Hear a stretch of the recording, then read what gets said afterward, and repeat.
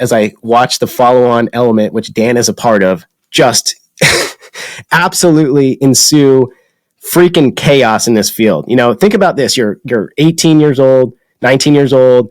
You've never been in combat. It's one of your first missions, and you're looking down through night vision as this element, this special operations element, is walking in a line across this field, and all hell breaks loose. Machine gun fire engagements, really close, contact, machine gun fire engagements, hand grenade exchanges.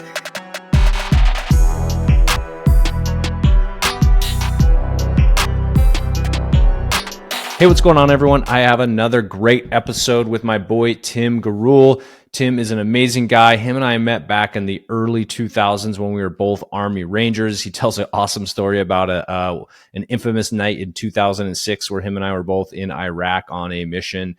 But Tim has a fantastic story from where he goes in the military through selecting for the FBI to becoming a firefighter, real estate investor. He's got some awesome stories towards the end about a quadplex he bought that was, I guess you would say, arsoned or caught on fire or burned down.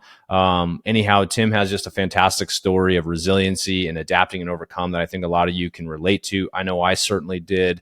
So if you liked hearing what Tim has to say, go give him a follow. He gives out his social handles. He has a podcast as well, the Dynamis podcast, that I would highly recommend you go listen to if you like anything you heard here today. So enjoy.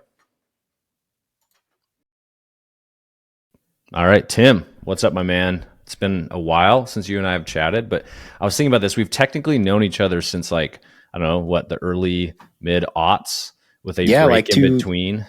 2006, actually. I think we would have met each other in 2006 and then took a big break in between. Which is crazy. So we're in a group of, in the military. It's a pretty small group. And then, decade and a half later or whatever, we are in another very small group as two guys from a very small group. So it's like the odds were like 1 in a million of us getting paired up in a group together, for a group of 4 of GoPod and GoBunnins, which was nuts, which the GoPod fell apart, but we're still friends. So anyhow, so the people in our audience that don't know you, give us a little bit about your background. Yeah, man. My name is Tim Gurule. I grew up in Colorado, grew up the all-American kid. I worked every day. I was always on a job site, hauling wood, football, wrestling, all that. Grew up with just a deep, deep love for America. Just one of those kids that was just bought in. 9/11 happened, changed my life. I think we all remember that day. Everything I thought I was going to do, I always thought I was going to go to a military academy or at least try. I didn't have the grades, I was going to go ROTC or something like that. 9/11 happened, and that day obviously changed my life. I dropped everything I was doing.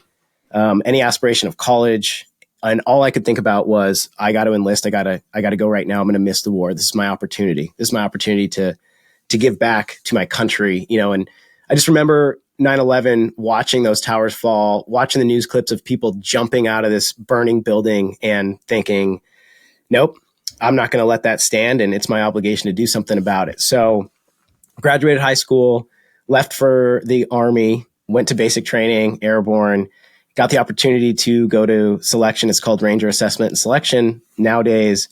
Got selected by the grace of God. And after selection, and that's a whole other story, I'm sure your listeners know that you used to be a Ranger. But after selection, we were, lined up, and they had a couple spots to go to Fort Benning, 375. They had one spot to go to 175 and 3 spots for 275. And they said, hey, whoever wants to go here, line up. Whoever wants to go here, line up. And everybody lined up for 275. Everybody. Of course. And they're like, well, guess what? And 275 is in Fort Lewis, Washington, outside Seattle, 2nd Ranger Battalion, 75th Ranger Regiment.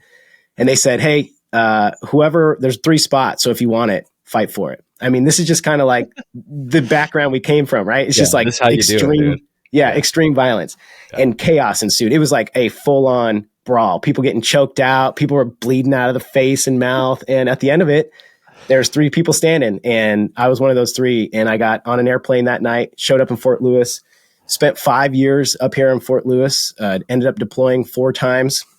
One of those was with you, my first deployment. Yeah. You and I deployed together, and got shoulder tapped by an FBI agent during a training cycle. I went to a shooting course in Mississippi They said, "Hey man, what are you doing with your life?" And I was like, "Man, I'm living the best job in the world. I'm hanging out of helicopters. I'm working out. I'm living. What gets better than this?" And they said, "Hey, I want you to look around. I want you to consider your future. Like all your peers are shot up, blown up, divorced 4 times. You should consider coming to work for us, make more money." So I left and I went to college. I went through the FBI tactical recruiting program, applied for a job, got a job. Ended up the government sequestered right when I got out of college, and I didn't know what to do. I had no idea what I was going to do. So I started working in a lumber mill. Went right back to what I knew: construction, manual labor. Started working at a lumber mill. Started working landscape construction. And during that time, I was like, man, I got on the wrong bus. I used to be in a special operations unit. I have a college degree, and now I'm working with a bunch of meth heads who are smoking meth on their lunch break. Yeah. We're, making $5 an hour. And I thought I got to do something different in the interim. I saw a posting for a fire department. I tested, got the job immediately, which is pretty awesome because a lot of people test, 3, 4, 5, 7 years to get that job. A year later, got off probation. FBI called and said, "Hey man, you ready to come to work?" And I was like looking at my schedule, looking at my time off. I was making more money. And I said, "You know what? I'm going to stay at the fire department." And it was during that time that I read Rich Dad, Poor Dad. And that book blew my brain wide open. And I started investing in real estate. And we can kind of take it where you want to take it. I can elaborate however you want me to elaborate, but that's the... So I forgot that you had told me that you did the whole FBI thing. That is just a mind blowing situation that you did this whole transition, did all this stuff, and for it to just turn into nothing, like a big fat nothing, honestly. Yeah, man. And that was a crazy experience. The FBI, it's a pretty ridiculously thorough organization. So, from the time I started the application process to got a conditional job offer was an 18-month time period. And they were out-of-state panel interviews and just the most in-depth polygraphs you could imagine. Like I went through I think I sat in a 3-hour polygraph one time. Wow. Random drug samples. They would call me on a whim. I'd be in college, right?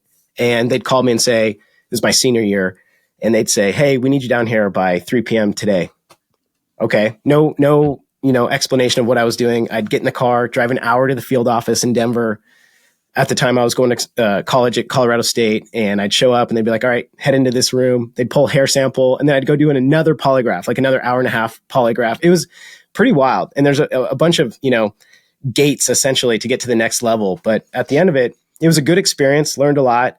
Ultimately, you just kind of have to choose a direction and keep your head down and keep grinding full on in that space, knowing that something's going to be unlocked, something's going to be revealed. I can look back and second guess that decision of not joining the FBI all day long, but ultimately, you have to have faith in your decision-making ability. And once you make that decision, just to double down and, keep executing and know that there's a long time horizon to unlock that fruit. Well, let's be honest. Like if you're working for the government, there is one thing that's an easy, like hard pass for me, which is they don't pay you very much. Totally. You're limited on that. And it's not that it's a good service. You and I both have served the country, all that sort of stuff. And so that is valuable and there's money, monetary value of service, but like at the same time, money is nice to buy freedom and not have to do drug tests randomly all the time. Yeah, absolutely. Anyhow, let's dig back into I want to go back to the military stuff because obviously it's fun for us to reconnect and chat about that stuff. But also I feel like that's probably part of the genesis of like your springboard as it was for me into everything you did. So what is one like major defining point in your career that you're just like, you get these ahas? I've got tons of them. I'm not going to put a description around it for you, but like would just love to hear like one of those aha moments, whether that was in combat or training or friendship that you created or what. I'll let you run with it. Yeah. So I think, just for everybody listening, Dan and I, we were a part of a very elite organization called the 2nd Ranger Battalion. Not only that, we were in the same company, in the same platoon. And just as a little fun fact story, my first deployment, Dan and I were in the same platoon. We deployed together to Baghdad. And one of my first memories as a brand new guy, my first deployment, is being on a rooftop. And this is like a total side story here. But I was on a rooftop guarding what we call a parrot patch. So we hit this one objective. We flowed through room to room, cleared it. They sent me up to the rooftop as the new guy, pull security in this field. I was overwatching a palm grove. And what was going to happen is we were going to have the other part of our element, which Dan happened to be a part of, clear this Palm Grove field. So I remember being a brand new guy, first deployment, one of my first missions. I'm on a rooftop with a parrot patch that I'm guarding. And for everybody listening, parrot patch is essentially just like a bunch of women and children that we've cleared. We put them aside. We let them stay together. And I'm providing overwatch, like security. And so I'm looking through night vision down in this field as I watch the follow-on element, which Dan is a part of, just absolutely ensue freaking chaos in this field. You know, think about this. You're 18 years old, 19 years old. You've never been in combat. It's one of your first missions, and you're looking down through night vision as this element, this special operations element, is walking in a line across this field, and all hell breaks loose. Mm-hmm. Machine gun fire engagements, really close, contact, machine gun fire engagements, hand grenade exchanges. I just remember watching this execution on this rooftop, like looking at the absolute, almost machine timing and precision of this element, right? Like chaos is breaking loose, and I'm watching my peers execute perfectly. Every single one of them knows that the other person knows their job, that they can rely on them, depend on them. And in this chaos, there's order, and all of them are well orchestrated and organized. And the reason is because all of them have complete trust. All of them are completely bought in. They understand that everybody is bought into the mission, is there for something more than themselves, bigger than themselves, right? And that opened my eyes up to what is possible. What is possible when you sacrifice to become a part of that organization? And I'll tell you why. When you get to a organization like Ranger Regiment, it's nasty. It's honestly terrible. To get there, like the selection process, being a new guy is worse than the selection process. Selection sucks. Then you get there and you're a new guy. It's terrible. Dude, it's freaking miserable. Like you're living in the barracks, you're a slave, you're shit on every day. You're the guy carrying all the heavy crap. You're doing all the crap details. You're working the latest. You're up the earliest. You're getting smoked all day long. You're doing push-ups. You're getting yelled at. If you don't know your job, like something that you would have no reason to know, right? Because you just have no experience. You're just getting lit up. But at the other side of that, initiation is the fruit of being a part of one of the greatest organizations, the greatest fraternity that you'll ever going to be in your life. And what makes it so great is that everybody sacrificed to be there, and therefore everybody wants to be there. And when everybody wants to be there, they're committed at being the best every single day. And something that I really learned, like the takeaway from that time in my life, was what is possible when everybody is expected to be perfect every single day. And there's like healthy factors of that and very unhealthy factors. There's a lot of unlearning I've had to do from Ranger Regiment and personal expectations on myself. Yep. But, leaving that organization at 18, when you're young, 18 to let's say 25, your frontal cortex, is not fully formed. Some of the most formidable years of your life are forged in combat and in extreme violence and in this expectation that you are expected to show up and be perfect every single day. And when you leave that organization, that is like your expectation in life. So when you go to college, when you start a business, when you become an employee, it becomes both a help and a hindrance in life, right? Like there's part of you that it's what drives you, makes you so successful. But there's another part that just makes you absolutely unrelatable to anybody else in your circle. You're like this weird guy that nobody wants to be around. You're neurotic, you're anal. It makes it difficult to like forge relationships. And it leads to a lot of frustration because it feels like you can't fully rely on people like you could during your time in that organization. Mm-hmm. And I would say the biggest takeaway, something that I've always strived to look for since leaving that unit, was being a part of a high caliber team that is elite and that functions at the highest possible level. When you're on a winning team at the upper echelon, the highest level you can be a part of, there is something that is insanely addictive about that. Mm-hmm. Being on a winning team is incredible. It takes a lot of sacrifice. That's something that people don't understand, is there's a lot of pain and suffering and sacrifice. And I would say, if there's one thing I really learned how to do well in Ranger Regiment, it's suffer, and it's suffer well, and it's suffer for a long period of time, knowing that there's a payoff. If you don't suffer, you don't get to be a part of that organization. You don't get to reap the benefits and the rewards of the success and the victories. You got to pay for that up front. Yep. So yeah, I would say that's some of my biggest takeaways for sure. Great explanation, by the way. And that night was a fun night for everybody because I think we even had like little birds coming in and we had mortars dropping. We had everything. That was the night that my gun jammed as a dude with an AK-47 was shooting at one of our guys, and all I had was a magazine to throw at his face until I could get my gun cleared and up and running. Great night. But what you're saying resonates heavily, and especially the part of like learning how to like suffer.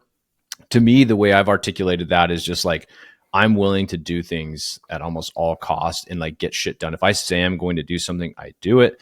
One of the reasons, Mike quotes my partner, why he wanted to partner with me is because he's like, you're the only dude that I knew at the time anyways, that's willing to get the shit done at all costs. Like when our backs are against the wall, I'm going to be there and not going to go home, not going to give up.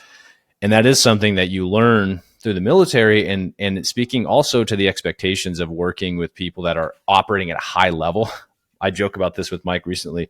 It's like when we have people on our team or people in our circle, and I see like a little fission, a little fracture in their character and their ability or their work ethic, I just freaking blow it open. I will rip it open and I will just leave some wrath there.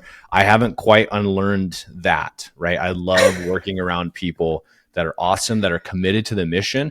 If you're not committed to the mission, I don't want you on the team, you know? And so that is something I think you articulated really well. And I haven't understood that until you just said that of why and what I'm doing in my business and in my life in general. Well, there's also what you said is it seems like, when there's no other option, when our backs are up against the wall, we perform really well. The reason for that is because when we were being formed, when our brains were being formed, there was no other option. Okay. When you're in a life and death scenario, and I'm not trying to be overly dramatic here, but there is no option B. It's either kill or be killed. It's either do this thing that you don't want to do or be left behind. Like you have no other option. And so when there's shit work that has to be done, everybody has this understanding of you can bitch and moan about it, but at the end of the day, we all have to get it done. And that's it. And so you just stop bitching and moaning about it and you jump to get it done. And we seem to like attack those problems. And I've noticed, I don't know how you are, but for me, when my back is up against the wall, when I am under more pressure, I seem to perform better. And that 100%. Is not super healthy. That's something that I've like been getting coaching to perform at that level without all that pressure and not like putting that pressure on myself. But I'm just telling you, like in any job I've had, any situation, the more pressure, it seems like the more clear and articulate my processes and thoughts become. Yep, I agree. And there's a funny thing almost to where you create a little bit of chaos to make it so you can perform better subconsciously, And I was thinking about this the other day, actually, I can't remember who I was talking to about it, but it's like you're like, when I first got out, and I'll test this on you. When I first got out, I was transitioning out of the military back into like the W-2 workforce where things were super easy. Like one of the things that would pop in my head was like, oh, I mean, nobody died. I think we're okay, right? Like when I would be a little bit apathetic towards things that were just like a big deal to other people. And I was like, dude, we're all like, nobody's dying out there, right? Nobody's shooting at us. Like, chill out. Like but people would be so surprised, like, this is a huge deal. And I'm kind of like that still to this day where I'm like, no, it's not. There's way bigger problems in this world to solve. There's way bigger issues. It's just maybe a different perspective that I have on life, I guess. Yeah. And I would share that. And I think that makes that almost difficult to relate to other individuals at times. They're like frustrated at the reaction I have. I left fire. So I'm sorry. After the military, I became a professional firefighter for 7 years, and to be quite honest with you, as much death as we saw in combat, I probably saw an exponentially more amount, like a larger amount of death as a firefighter. And, the frameworks that your brain starts to shuffle quickly into to make decisions, like you start having these decision-making models. When you have a reaction that other people cannot relate to in those types of models, it makes it frustrating on the communication level between those team members who can't empathize with how you're just quickly sifting things into what's really important, what's not important. Okay, let's move forward. Here's what needs to get solved. Let's go attack that thing. It makes it extremely difficult sometimes to communicate with other team members in that aspect. And I will say, I mean, I love to make fun of firefighters. I love to talk a little bit of dirt on firefighters. But we have a mutual friend Drake down in Austin. He's a firefighter there, and I got a lot of respect for guys that have done that job just because of the fact what you said. It's like intense. Like there's a lot going on, and it's in a context where it's not supposed to happen for most people, right? For firefighters, you're probably used to it, but like for me, I don't expect to see that sort of stuff day to day. So it's some pretty intense stuff. So I can totally understand what you're saying when you're having to compartmentalize essentially stuff. So let's talk about that though. So that's kind of where, honestly, today, Tim, it really springboards from is the time of the firefighter. So maybe you could talk a little bit about you getting into real estate. You know, you're a firefighter, that transition that happened there. I'd love to share that with the audience. Yeah. So when I think here's a really good way to frame Ranger Battalion. Ranger Battalion is like the Lost Boys. Okay. You watch Peter Pan, all the lost boys that don't have a home, don't have anywhere to go to. Some of the most insanely intelligent humans I've ever met in my life, the most proficient, intelligent humans I met in Ranger Battalion. Like you couldn't even believe sometimes the scope and capability of individuals who wander in there as an enlisted guy who just want to go kick doors and fight bad guys. Okay. It attracts a very particular type of person. Ranger Regiment was the Lost Boys, and most people that came into the regiment had somewhat of a rough home life, maybe came from poverty. They were the kids that were kind of kicked out of school, always in fights. You know, it's an eclectic group of individuals. And so when I went to the Army, there was no backup plan for me. When I left home, you know, I came from a good home, but my dad was not a moneymaker. And my childhood was spent living in a car. We lived in cars. We lived in storage units. When I showed up, you know, I didn't want to tell that story in Ranger Regiment. That's embarrassing. But you get into Ranger Regiment and you realize, oh shit, like everybody kind of came from this background. It's super scrappy. And that's kind of what makes it so dangerous is like you're just with a bunch of super scrappy dudes who have nothing to lose, you know?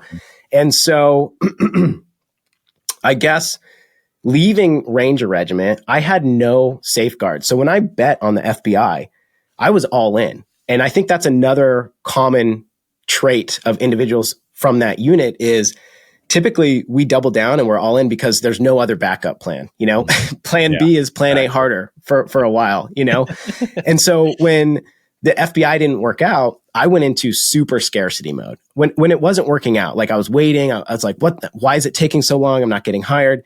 I freaked out, scarcity mode. How am I going to pay my bills? I didn't have the option to go move back home with mom and dad. Like that didn't exist for me. Yeah. So in my mind, I was thinking about, I left this great job. I have no more security and stability. And so for the fire department, when I got that job, I latched on and doubled down and went all in.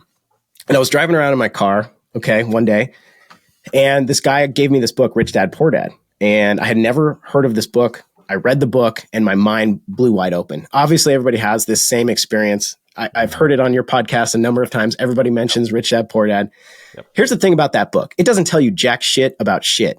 But what it does do is it reshapes the framework of how you problem solve. It shows you that you can look at problems through a different perspective and make them into solutions. Okay. And so I had no idea what I was doing. I had barely any money, no money at all. I had just bought a house. My entire paycheck as a firefighter was going towards paying my house. And so I started house hacking. Before I read Rich Dad, Poor Dad, I figured that out on accident. I started house hacking. I was renting rooms out so I could save a little bit of money. I read Rich Dad, Poor Dad, and I was like, I don't know what I have to do, but I have to double down on this, go all in. Right. And so that led to the next book and the next book. I think it was like How to Retire Early on Real Estate, Long Distance Real Estate Investing, the Burr book, the classics. Right. Yep. This Rich Dad, Poor Dad course came to town. I saw it came to town. I think I had like $1,500 in my savings account. I mean, I'm telling you, like I was scraping by. The course was a 2-day course. It cost $700. And bro, I was panicked to pay for this 2-day course. I spent half my savings. I decided I'm going to do it. Showed up at this course and it was the biggest bunch of bull crap I have ever consumed in my life. It was such horse crap. I was like furious that I had been duped to go pay for this like Rich Dad legacy education. Yeah. It was like just garbage. Okay. But they had software in there that showed, like how to source properties, off market, how to underwrite and estimate. And I was trying to get access to the software. They wouldn't sell me the access to the software individually without signing on for their course. And so I started Googling, how do you get the software for, legacy, rich dad, poor dad, and Bigger Pockets popped up. Okay. So now I'm like doubling down. I'm all in on podcasts. I'm listening to hundreds of hours of podcasts. This is probably 2014, 15. And I've read all these books. I'm listening to these podcasts and I decide I don't have enough money to invest in the market I live in. So I'm going to start researching markets in the Midwest. I found St. Louis, got on an airplane.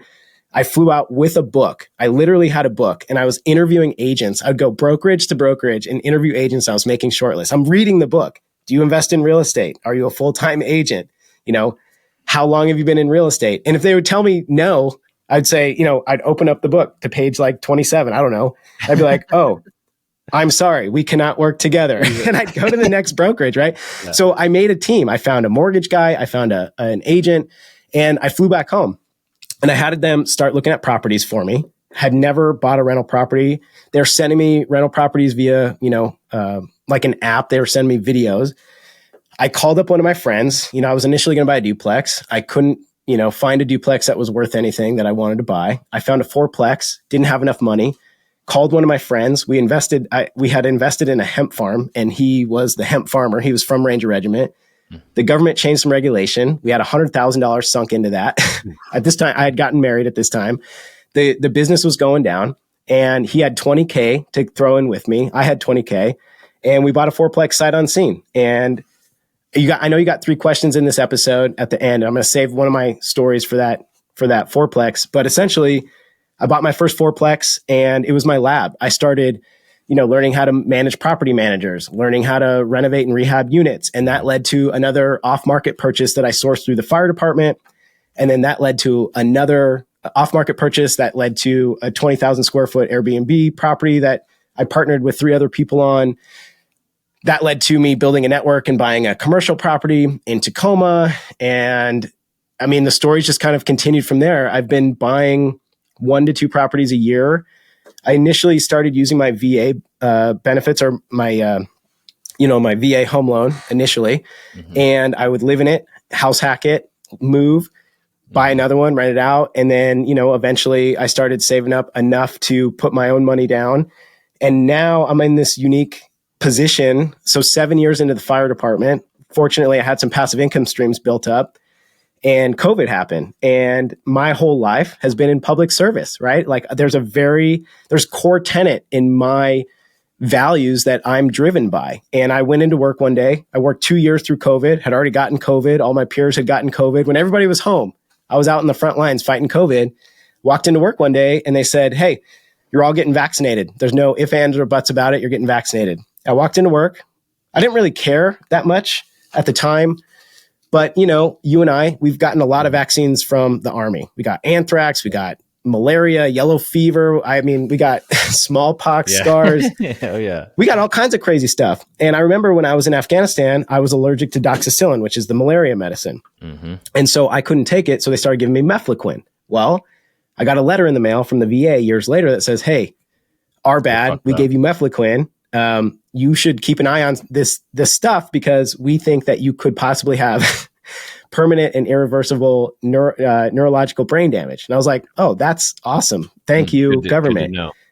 Yeah, good to know. And so when COVID happened and they were talking about, Operation Warp Speed with the vaccine, I was like, you know what? I've seen this play out. Like, I'm going to chill on the sidelines for a while. I'm going to see how this plays out with the general public. I don't need to rush to get it. I've already had COVID. I walk into work one day and there's 2 girls crying on the coffee table because they want to have families. There's no long-term data about what it's going to do. If they have babies, can they get pregnant? Can they not? They didn't know what to do. They felt like they had no options. And that day I walked into work, I made up my mind. Like, there's no way. Like, my entire life work has been in public service and defense of freedom and autonomy. And I quit. I wrote it all the way down. I tried to fight it. I tried to keep our jobs. Ultimately, they wouldn't budge. I put my money where my mouth was and I walked. And fortunately, I had some passive income streams. But when I walked, I was in the world of entrepreneurship and the only option I had was forward, right? Like, when you're in the thick of it, what's the best medicine on the battlefield? It's fire superiority. And so I doubled down. and I got my gun up and I walked towards the enemy, and then I started building, and that's the process I'm in right now. That's nuts. So I want to get into that, what you're doing now, but I want to touch on like, what would you describe yourself? You're saying you're buying 1 to 2 properties. You got like a commercial property. Are you just like an opportunistic, or are you looking specifically for certain things? I mean, a 20,000 square foot Airbnb, like what's up with that? Yeah. So that's a great question. Historically, as a firefighter, you have a lot of time, and you make a healthy 6-figure income. So all my purchases were extremely opportunistic. Like, oh, that sounds kind of cool. This one's in Idaho and this one's in Washington and these 2 are in Colorado. No rhyme or reason. I would underwrite the deal. If I thought I could make money on it, I would buy it. That was really good. I got experience in different areas. We have Airbnb. We have an Airbnb, a midterm.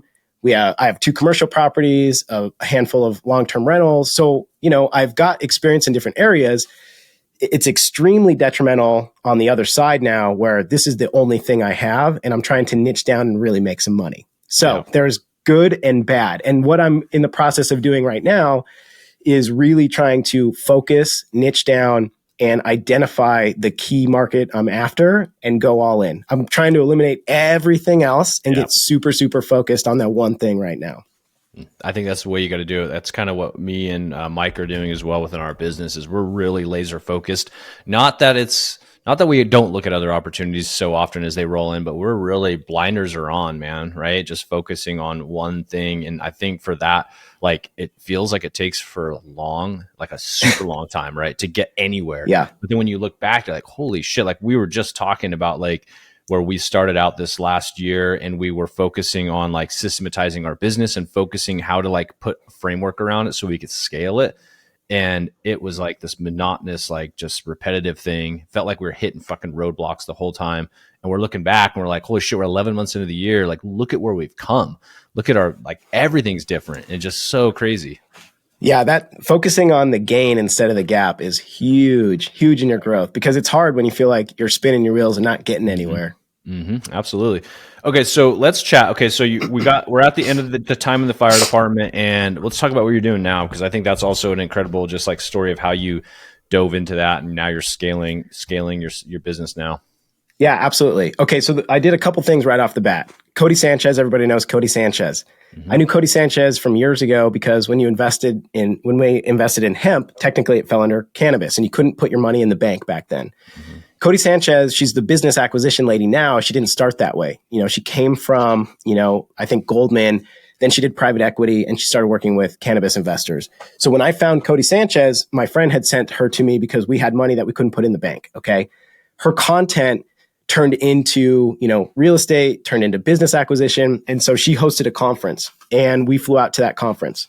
And when I flew out to that conference, there was a bunch of big names there. They weren't super big names at the time, but they were well known. So Rob Bill, the co-host of Bigger Pockets, was one of the keynotes. This guy named Mr. 4 to 8, Mikey Taylor, he's a storage investor. All these guys were giving these keynotes. Cody Sanchez, Aaron Amuchasteki. And the one takeaway that I had was, hey, whatever you're doing, document the journey. If you can leave here with one piece of advice, start doing social media, start documenting the journey, because you're going to eventually, it's a bucket that you're going to continuously deposit into, and it's going to grow and compound and grow and snowball. And one day you're going to dump that bucket out and there's going to be millions of dollars to go action whatever you want to action.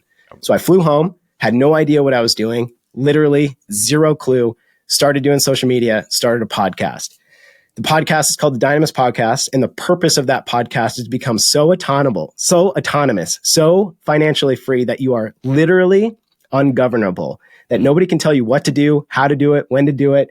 And I'm using that podcast to document the journey as a breadcrumb trail for all my homies who got left behind, who had no option, but had to submit, to get on their knees and say yes, because they had no other options for themselves. And I'm using that platform to give people options so that they're autonomous and they're not forced to bend the knee. You should never, ever have to bend the knee, especially to money. You should stand upright, head high, shoulders back for what you believe in. So started the podcast. I started an investor meetup, everything that everybody tells you to do. Go start a meetup, get on social media. I started documenting my journey on social media, and I jumped into mortgage origination. I understood it. It was sales. It was going to teach me how to build a business, how to get, conversions, how to build funnels. So I started into mortgage origination, and that taught me a ton, taught me what banks were looking at, lending standards. During this whole time, we're continuing to buy real estate. And the more I got into GoBundance, the more people I started meeting in GoBundance, the more they were telling me like, hey man, how do you want your life to look? And I had never thought about it. Like, what do you mean? Like, I can just pick how I want my life to look, like how to design my life. And I met this syndicator named Ashton Laverick, and they Air Force guy. Yeah, Ashton's a badass. So he was in a tier 1 element for the Air Force. He was a PJ, and we met at a mastermind. He had me on his podcast, and he started telling me about syndications and how he's raising capital, like a fund to fund, partnering with operators, and he's getting a split on all these deals. And I was like, I could not believe what he was telling me. And so I started looking into capital raising, and I really started tailoring the social media and the podcast as information to build a following, to show people what I was doing. I wanted to build credibility by just documenting the fails, the wins, the returns I was getting. And so I thought I was going to end up raising capital for syndication. And who knows, maybe one day that's what it'll morph into. But what I accidentally fell into is private capital lending. So I'm a mortgage lender, and I had a couple situations where people who are investors needed specific types of funding that they couldn't get from the bank. Okay. They couldn't get maybe gap funding. They wanted to cross collateralize on assets that they owned. And so I looked at this model of syndication and private capital raising, and I thought, you know what? I think that I can apply my knowledge in the mortgage industry, combine it with the syndication model, go raise private capital, and play some loans for investors. Now, there's a process to doing that. We have to look at, what are you going to put up for collateral? How long do you want the loan? Like, is this a safe deal? Because ultimately, we have private investors that are placing money with us, expecting a return, 10, 12, 15% return. And rule number 1 is don't lose money. They don't care about how risky it is or how much money they're going to make. They want to make sure they're getting that money back. If they wanted more risk, they'd probably go invest in a syndication. They want their return and they want their money back. So I have really started to focus on building that private lending out, and just, I've been on that journey of growing that and getting punched in the face, because when you start something new, there's always going to be a downside that you could never foresee until you jump into that. So I still do my residential mortgage origination. And yeah, I'm really on the journey of raising private capital for some private lending, which goes hand in hand with the community that we're in, because a lot of them are investors that need creative financing that doesn't fit, bank standards. So I love that. So what I'm hearing is you're finding through a lot of it through your mortgage business, but also just through your network, is there's this need, and there's all these people that need money, obviously in a unique time in the market where people need some kind of funky lending that banks are now pulling back from. And so you're taking that and you're pairing it up with people that have money that are sitting on the sidelines, but have nothing to do with it because they don't know the people, right? And they want to trust you to place that capital. And so you're doing, I'm assuming, a really good job, an incredible amount of time spent underwriting the deals and the people. Like, how does that look? Like, what are you doing to protect your investors' money? Yeah. So every time we get a deal, if somebody calls and says, hey, I need capital for this type of project, I'm going to underwrite this thing with the same standards as a bank would underwrite it. I'm going to put together a package. I want their IDs. I want their personal guarantee. I want to know what real estate they're going to collateralize on. I'm doing, preliminary title reports. I'm requesting insurance documents. I want to see mortgage statements. I want to make sure that what they're saying is true, and I'm going to verify it's true. Trust, but verify. So I'm going to underwrite it just like the bank. I want to make sure that they have income, that if they default, we can pay back this loan. We're placing really conservative loans right now. So if there is a default, there's enough loan to value in there that we can kick the can down the road. Yep. So we can either put it on the market and sell, recoup all that cash plus the interest. We can refinance and put a renter in there and recoup our investors' investment. Or ultimately, and I don't want to do this, but if I have to kick the can down the road to a hard money lender that's going to offer 85% LTV, rule number 1 is don't lose money. So we're going slow, super conservative, but we're going to underwrite it with the same guidelines that I would underwrite it for a residential mortgage. Okay. Mm-hmm. And I'm going to look at it through the eyes of an investor. And that's kind of something that is unique is, I am an investor. So I can look at these properties. I can work with flippers, rehabbers, wholesalers, and kind of look at what their exit strategy is, underwrite the deal myself, and see if I'm getting what they're getting, and then take it to investors and lay out this packet in front of them and ask them, hey, is this something that you want to participate in? And if you look ahead at least the next 5 years, I personally think that the biggest runway, the most conservative return you're going to get on your cash is being the bank. I mean, it's dicey out there in the multifamily world right now. Yep. We're in a shifting, volatile market. And if I'm placing bets on where's the safest place to be, for me, it's the bank. And then we're going to take all those excess returns and we're going to go buy our own supply. And we're going to buy assets that continue to cash flow and pay the bills and offset our taxes.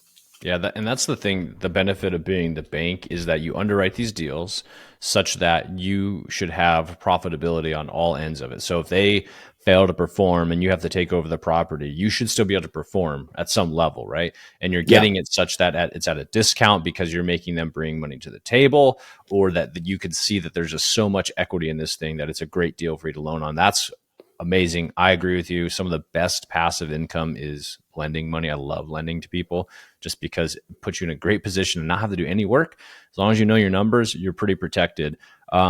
Which brings me to a question I have too, is from your investor standpoint, like how do you set that up for them? Are they getting like just a fixed preferred return, or do you guys do like a profit share? Or how does that look? So typically, this is really in the incipiency. So we've done, a few deals. It's starting to kind of snowball. So far to date, I've put my own personal money into every deal. Okay. So I'm putting my own money in, which I think one proves good faith. Like I'm in it with them. So in that sense, the investors that contribute capital, they're going to earn simple interest. And usually there's a minimum interest return. So let's say that the investor needs a 6-month loan, for example. We're going to protect both the investor and the borrower. I don't want to foreclose. We don't want to do that. We want everybody to be successful. We're typically not going to place money where we think, this probably isn't going to work out, because it's a pain in the ass for me to foreclose, right? And it looks bad. I want to do it. So typically, investors will, let's say we need a 6-month loan. I'll write a 9-month contract. Okay. So we'll say we're going to write a 9-month term. We'll do a 6-month, interest period. And we'll say 3 months of that is mandatory, meaning if you only need the money for 2 months, hey, you still got to pay 3 months of interest, because my investors, they're carrying some risk here. They want to at least be incentivized. We'll pay simple interest, and the investors are going to make simple interest. Yep. And then as far as like the overhead for just the underwriting, like getting the legal docs drawn up and, the processing and the servicing set up, we'll charge, points up front. It depends on the risk level of the loan. The cool thing about private investing is that it's based on the deal. So the riskier the deal, the more expensive it is, right? The more conservative the deal, the less expensive. If it's a person that I've worked with a lot, it's a flipper, they're flipping a lot. They're always, giving me the returns that they say they're going to get.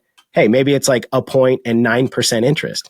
If it's like a second position lien on a guy that's like, I think he can perform, but it seems a little riskier, maybe it's 12% and 2 points. But the investors are just sitting back collecting simple interest. They're protected in first position on a note. Typically, we always want to be in first position in foreclosure states. So only in states that we're allowed to foreclose on. And as far as like the overhead of the company, we're going to take the origination points up front to keep the lights on. Makes sense. So you say states, foreclosure states, so you're lending in more than just like your home state. Like you're lending to wherever the deal pops up, as long as it's a foreclosure state. As long as it's a foreclosure state, yeah. Meaning like I don't want to foreclose. We're going to underwrite it, so that we don't have to foreclose. But if we do have to foreclose, we want to make sure that we're in a state that can execute that. So we don't want to place loans in places, where we can't get the investor's capital back. Totally. We always want to secure it against real estate. So something that I understand, no cars, no obscure businesses, no boats, just assets with sufficient loan to value that we can sell, put on the market, kick the can down the road, and get our investors their cash back. Come on, bro. You're not going to go sub 2 on a Corvette or something like that. No, that ain't my deal. And you know what? That's boring for a lot of people, but you know what? I'd rather be boring and safe and just make sure everybody is protected and getting their cash back. I agree, man. When you start taking other people's money, man, more than anything in the world, this sounds crazy, but like I would rather lose my money than other people's money. And I would probably kill myself for the rest of my life to go get that money back. Like whatever I had to do, so I don't want to do weird, obscure loans. If we're growing slow, but because we're only placing, conservative loans that I know we're going to get the investors' money back, I'm fine with that. Rule number one is don't lose money. Yes, exactly. What is that? Rule number 2, see rule number 1. That's right. That's right. I love it, man. Good job on that. I respect that. And I'm kind of the same way. Like, taking on other people's money is such an intense responsibility, that the sense of that, like, I track their money more than I do my money. I make sure their money is like upfront, like everything is like in order, like investor first, me last. And you have to be that way, because the minute you fracture that, which we're starting to see a shit ton, and we're going to see more of it in 2024, these gurus and these people out there that were just taking money, and they had a great following on social media and people trusted them because of that. And guess what? They were stealing it. And we're starting to see that so often. You cannot have that, which I also like how you're putting your money in the deals, kind of like, hey, if someone's going to steal it, it's going to steal my money too. So and it's a move in good faith. Like, hey guys, like, I want this to be executed. Like, I want this to be successful, Yep. I love it. Okay. So we're getting up on time here. Let's get to the end of show questions. And you said something about a fourplex. So I want to hear your craziest real estate story here. I have a feeling it's going to be a good one. Yeah. I'm going to make it really short, because I know we're short on time. I bought this fourplex. To this date, I've never seen it. Never, ever, ever seen it. Every lesson you can learn as a new real estate investor, oh man, I learned it. I never went to the inspection. I got a cheapo inspector, and he missed everything. Cracks in the foundation, water in the basement, leaky appliances upstairs that were running into downstairs units. Nice. So I inherited this building instantly. Tons of problem. I had no money. I spent every dime I had to buy this property. I had no reserves, no extra capital. Man, every mistake you can make, right? I inherit this property, and I got all these expenses now. And then on top of that, turns out when I bought the property, I overlooked a addendum in the contract because I was an idiot and I didn't read the contracts back then.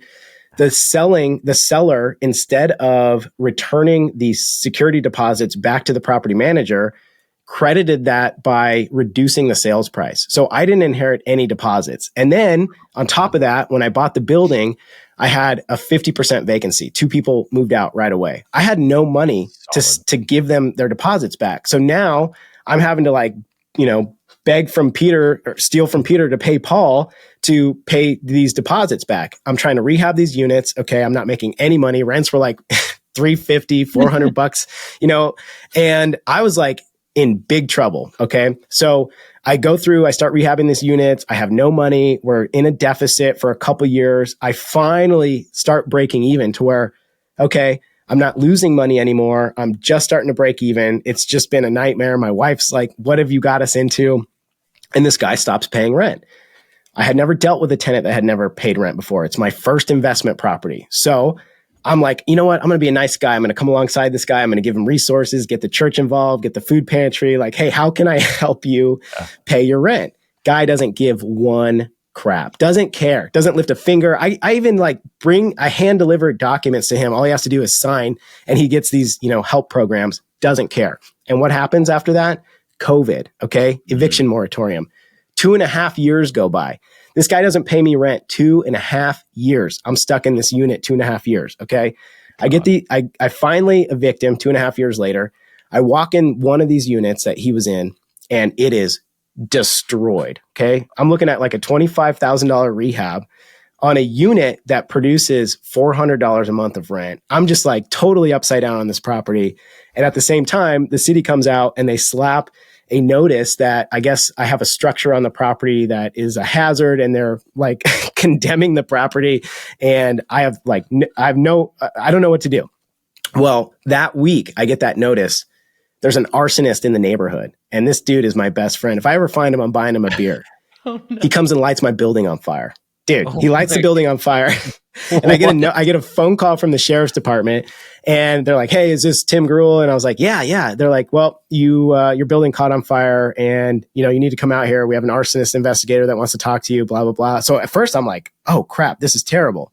Long story short, insurance adjuster comes out, they look at the damage, and they end up paying me an insurance premium that covers the total rehab of the unit, a cleanup of the yard, a removal of all of the junk that the city had condemned the building for, and I have enough reserves to fund that reserve account. So it was like the greatest blessing that ever happened, actually. But long story short is everything that could go wrong on my first rental property dude, I learned a lot of lessons, and I took those lessons and integrated them into SOPs that I have when I purchase now. I have a checklist, like, am I inheriting the deposits? How thorough was the inspection? Did I check these items? So at the time it was super crappy, but I paid tuition, and that tuition has kept me from losing money on other properties that I would have lost money on if I hadn't had that experience. That's wild, dude. I'm kind of flabbergasted of like how messed up that first deal was. I mean, that is it was, and then it was no good. Somebody to light it on fire. Yeah, man. Yeah. Lessons learned. So awesome. Stay in it long enough for an arsonist to come through the neighborhood. Dude, I'm telling you, I'm going to buy that guy a beer. He saved me, dude.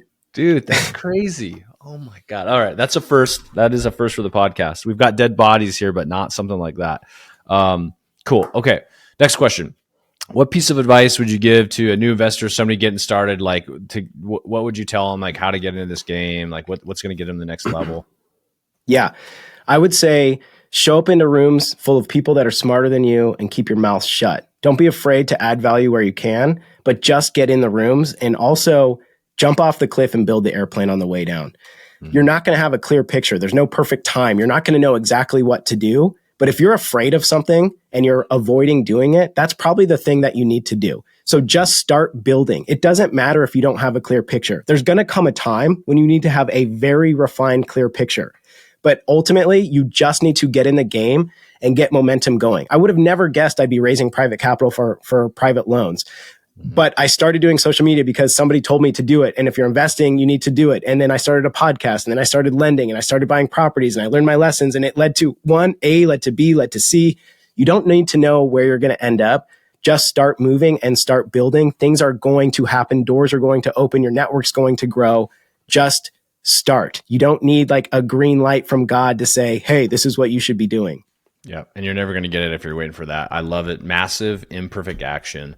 I still know that I have a lot of things that are in the works that I don't have the clear vision on, but just starting it's just like you hear about people like, well, how did you get started? It's like, I don't know. I just bought a fourplex and got my ass kicked by it. And then I learned from that, and I kept going and I kept going, and you only lose if you quit. So if you start something, committing to win and not quitting, you're going to be all right. And it might not actually have anything, by the time you're done with it, it might not have anything to do with where you thought it would go. But it's Absolutely. Just not quitting, pivoting, adjusting, not quitting, pivoting, adjusting. I think that's always the case. You're never going to know where it goes. You're never, ever going to know where it goes, but you just have to start. And I was really lucky. Everything that I've done, really, that first part of that journey, the fourplex, the hemp farm, I had a ranger buddy that we did this together. Like that guy that I was in battalion with, who we were like best friends, we're in this ship together. So I was really lucky I had a partner. But even if you don't, like, go out there, you're going to find one. You're just going to find somebody, and it's going to come together. Absolutely. All right. Last question. Where can people find you, reach you, get hold of you? Yeah. The best place to hit me up is on Instagram at GuruleTim, GuruleTim. I'm in there all the time. I'm super active. And then give the podcast a listen. It's called The Dynamis Podcast, DYNAMIS. You can find it in the link in my bio.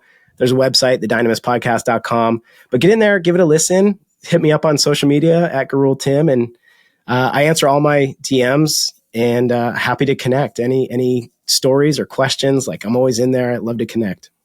Awesome, Tim. Well, this has been a pleasure. Always love reconnect with you. And seriously, reach out to Tim on any of the things he talked about today, or if you just got random questions. Like we always say, people come on this show legitimately because they want to talk to our audiences. They want to meet you. They want to help you. Maybe there's a business deal to be had. You just never know until you reach out to people. And I know I've made some genuinely awesome connections by reaching out to podcast guests. So please do that. Other than that, if you want to learn more about what we got going on here at Collecting Keys, go to collectingkeys.com. Or follow me at InvestorManDan, or our co-host who's not here for this episode, Mike_invests. See ya.